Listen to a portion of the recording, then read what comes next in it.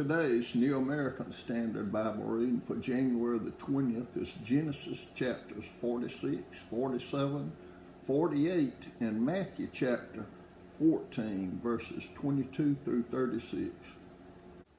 Genesis chapter 46.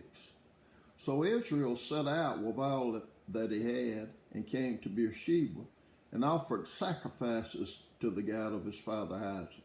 God spoke to Israel in visions of the night and said, "Jacob, Jacob." And he said, "Here I am." He said, "I am God, the God of your father. Do not be afraid to go down to Egypt, for I will make you a great nation there. I will go down with you to Egypt, and I will also surely bring you up again, and Joseph will close your eyes." Then Jacob arose from Beersheba, and the sons of Israel carried their father Jacob and their little ones and their wives in the wagons which Pharaoh had sent to carry them. They took their livestock and their property, which they had acquired in the land of Canaan, and came to Egypt. Jacob and all his descendants with him, his sons and his grandsons with him, his daughters and his granddaughters, and all his descendants he brought with him to Egypt. Now these are the names of the sons of Israel, Jacob and his sons who went to Egypt. Reuben, Jacob's firstborn, the sons of Reuben, Hanok and Palu and Hezron and Carmi, the sons of Simeon, Jemuel and Jamin and Ohad and Jachin and Zohar and Shaul, the son of a Canaanite woman, the sons of Levi, Gershon, Kohath, and Merari, the sons of Judah, and Onan, and Shelah, and Perez, and Zerah. But and Onan died in the land of Canaan. And the sons of Perez were Hezron and Hamul. And the sons of Issachar, Tola and Puvah, and Aab, and Shimron. The sons of Zebulun, Sered and Elon and Jaleel. These are the sons of Leah, whom she bore to Jacob in Padan Aram with his daughter Dinah. All his sons and his daughters numbered 33. The sons of Gad, Ziphon and Haggai, Shunai and Esbon, Eri and Aradai and Arli. The sons of Asher, Imnah and Ishva and Ishvi and Beriah and their sister Sarah. And the sons of Beriah, Heber and Malchiel.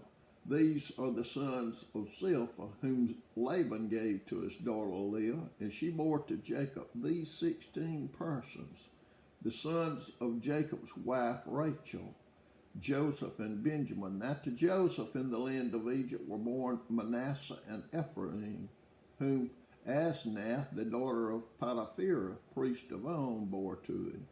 The sons of Benjamin, Bela and Becher, and Ashbel, Gera and Naaman, Ehi and Rosh, Mupim and Hupim and Ard. These are the sons of Rachel who were born to Jacob.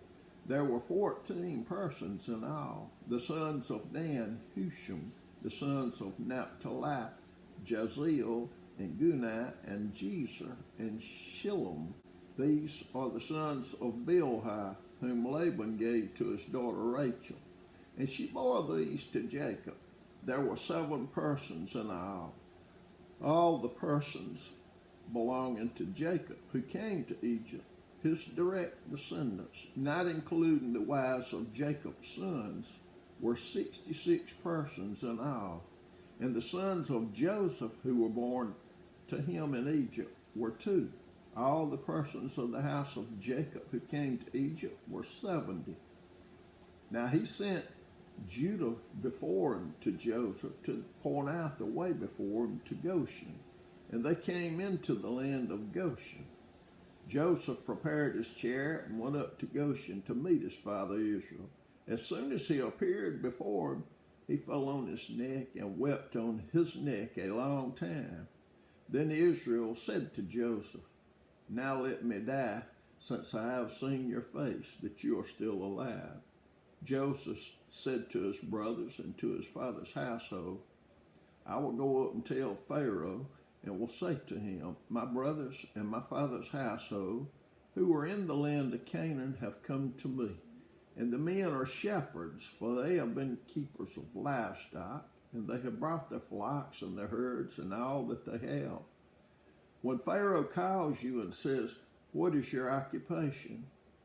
You shall say, your servants have been keepers of livestock from our youth even until now, both we and our fathers, that you may live in the land of Goshen, for every shepherd is loathsome to the Egyptians. Genesis chapter 47. Then Joseph went in and told Pharaoh and said, my father and my brothers and their flocks and their herds and all that they have come out of the land of Canaan, and behold, they are in the land of Goshen. He took 5 men from among his brothers and presented them to Pharaoh. Then Pharaoh said to his brothers, what are your occupation? So they said to Pharaoh, your servants are shepherds, both we and our fathers. They said to Pharaoh, we have come to sojourn in the land, for there is no pasture for your servants' flocks. For the famine is severe in the land of Canaan. Now therefore, please let your servants live in the land of Goshen. Then Pharaoh said to Joseph, your fathers and your brothers have come to you. The land of Egypt is at your disposal. Settle your father and your brothers in the best of the land. Let them live in the land of Goshen. And if you know any capable men among them, then put them in charge of my livestock. Then Joseph brought his father Jacob and presented him to Pharaoh. And Jacob blessed Pharaoh. Pharaoh said to Jacob, how many years have you lived? So Jacob said to Pharaoh, the years of my sojourning are 130. Few and unpleasant have been the years of my life, nor have they attained the years that my fathers lived during the days of their sojourning. And Jacob blessed Pharaoh and went out from his presence. So Joseph settled his father and his brothers and gave them a possession in the land of Egypt, in the best of the land, in the land of Ramesses, as Pharaoh had ordered. Joseph provided his father and his brothers and all his father's household with food according to their little ones. Now there was no food in all the land, because the famine was very severe, so that the land of Egypt and the land of Canaan languished because of the famine. Joseph gathered all the money that was found in the land of Egypt and in the land of Canaan for the grain which they brought. And Joseph brought the money into Pharaoh's house.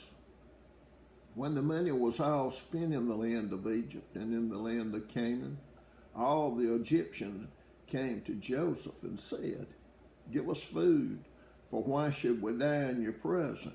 For our money is gone. Then Joseph said, give up your livestock, and I will give you food for your livestock, since your money is gone. So they brought their livestock to Joseph, and Joseph gave them food in exchange for the horses and the flocks and the herds and the donkeys. And he fed them with food in exchange for all their livestock that year. When that year was ended, they came to him the next year and said to him, we will not hide from my Lord that our money is all spent in the cattle, or my Lord's. There's nothing left for my Lord except our bodies and our lands.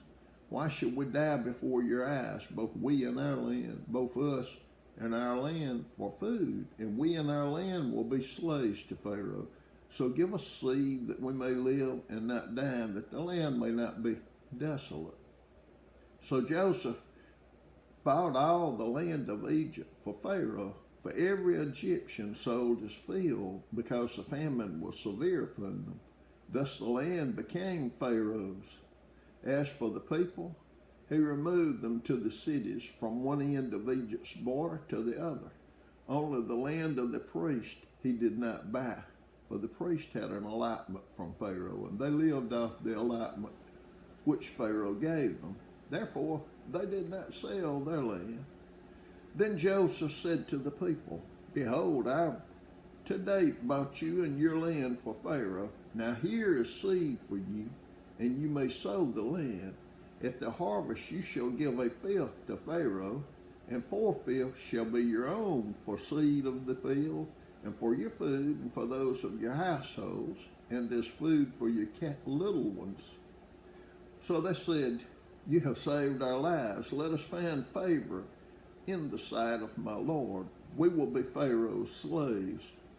Joseph made it a statute concerning the land of Egypt, valid to this day, that Pharaoh should have the fifth. Only the land of the priests did not become Pharaoh's. Now Israel lived in the land of Egypt, in Goshen, and they acquired property in it and were fruitful and became very numerous.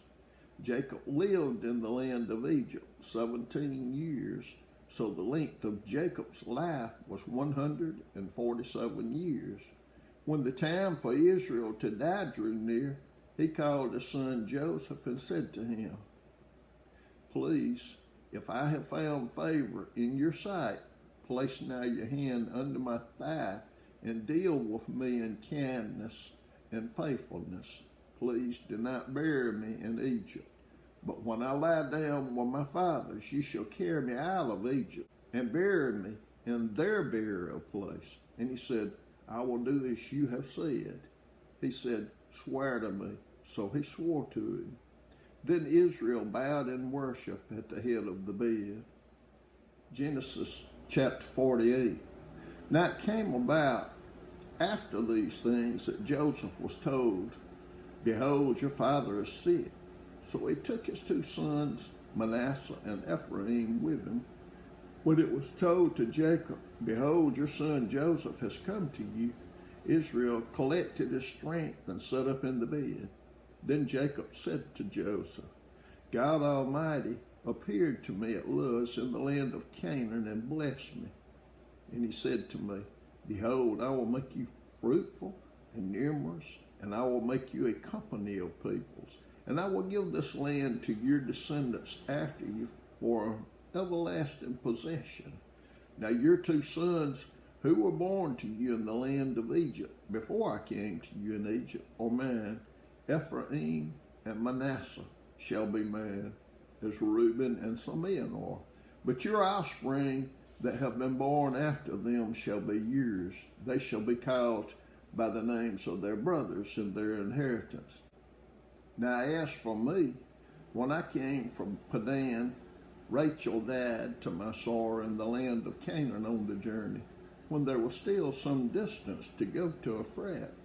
And I buried her there on the way to Ephrath, that is, Bethlehem. When Israel saw Joseph's sons, he said, Who are these?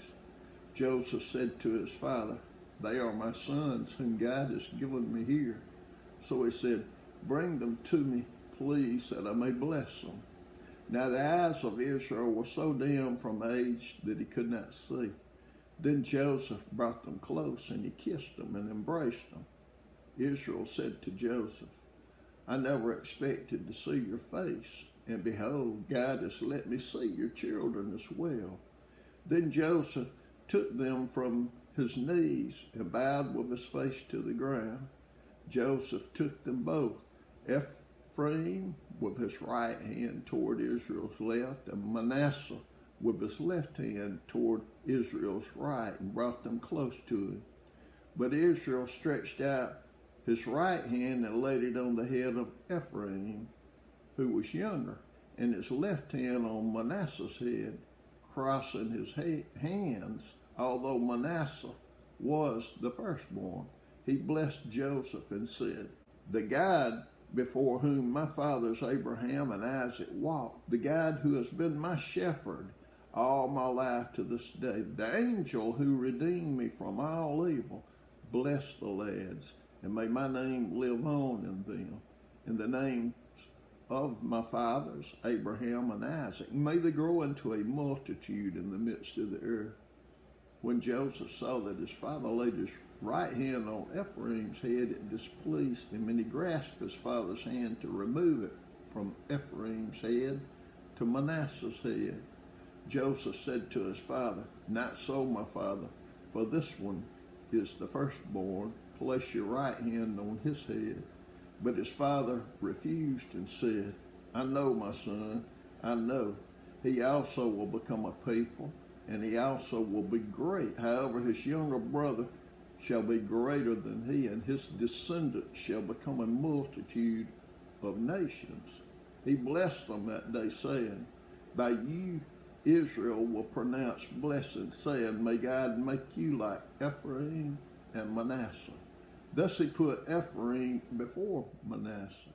Then Israel said to Joseph, "Behold, I am about to die, but God will be with you and bring you back to the land of your fathers.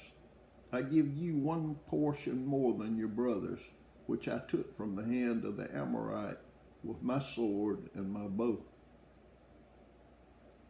Matthew chapter 14, verses 22 through 36. Immediately he made the disciples get into the boat and go ahead of him to the other side, while he sent the crowds away. After he had sent the crowds away, he went up on the mountain by himself to pray. And when it was evening, he was there alone. But the boat was already a long distance from the land, battered by the waves, for the wind was contrary.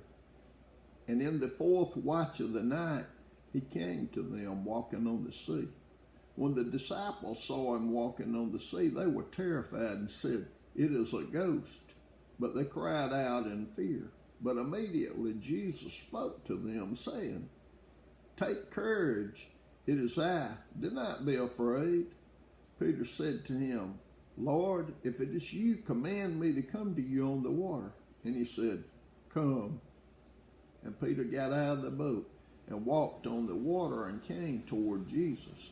But seeing the wind, he became frightened and began to sink. He cried out, "Lord, save me." Immediately Jesus stretched out his hand and took hold of him and said to him, "You of little faith, why did you doubt?" When they got into the boat, the wind stopped, and those who were in the boat worshipped him, saying, "You are certainly God's Son." When they had crossed over, they came to land at Gennesaret. And when the men of that place recognized him, they sent word into all that surrounding district and brought to him all who were sick. And they implored him that they might just touch the fringe of his cloak. And as many as touched it were cured.